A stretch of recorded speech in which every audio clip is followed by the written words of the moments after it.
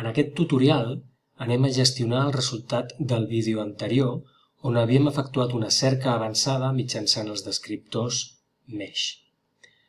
En total hem trobat 44 resultats.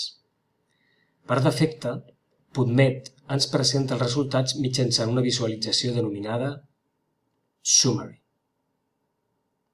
Aquesta visualització ens permet veure el títol, els autors, la localització de l'article, això seria la revista, la data de publicació, el DOI.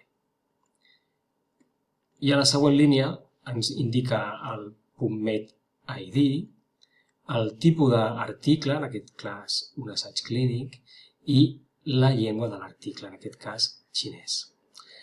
Aquesta informació només apareix en els casos en què la llengua no sigui anglès. En els que sigui anglès ni tan sols surt. També ho podem identificar perquè el títol va entre claudàtors. Quan surt un títol entre claudàtors podem saber que l'article no serà en anglès. Si volguéssim visualitzar el resum dels articles que hem obtingut, no hem de fer res més que obrir l'opció Display Options i marcar l'opció Extract. A continuació es mostrarien els mateixos articles, però amb tota aquesta informació afegida. Des de l'opció Display Option també podem modificar el nombre d'articles que PubMed ens mostra a la pantalla. Per defecte, ella ens mostrarà només 10, però nosaltres podem afegir fins a 200. Això és important perquè si desitgem exportar les referències dels nostres resultats a un gestor bibliogràfic, com ara Mendeley, només podem exportar les referències que es visualitzen en pantalla. Per tant, convé poder visualitzar quantes més millor i així fer el menys número possible de passos per fer la nostra exportació. A la llista de reproducció de Mendeley teniu un vídeo específic per a aquesta qüestió.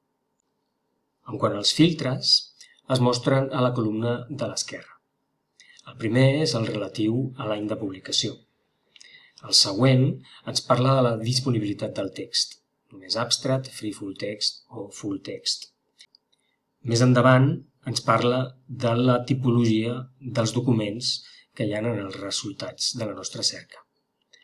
I també ens dona l'opció d'afegir filtres addicionals com la llengua del document, la revista, l'edat o el gènere de les persones a les quals s'ha fet l'estudi.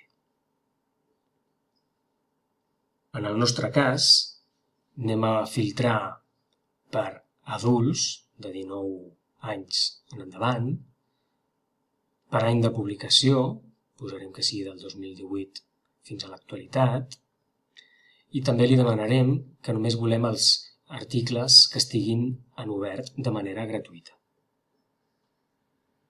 Com veiem, hem passat dels 44 resultats a només 10. En aquest cas, haguérem pogut consultar els 44 articles i revisar-los. Però sovint, quan fem una cerca PubMed, trobem molts més articles del que som capaços de revisar. Per tant, és molt recomanable saber fer servir els filtres de manera adequada. Per últim, si heu estat massa restrictius amb els filtres, sempre podeu eliminar-los un a un o amb el botó Clear All tornar a la cerca original.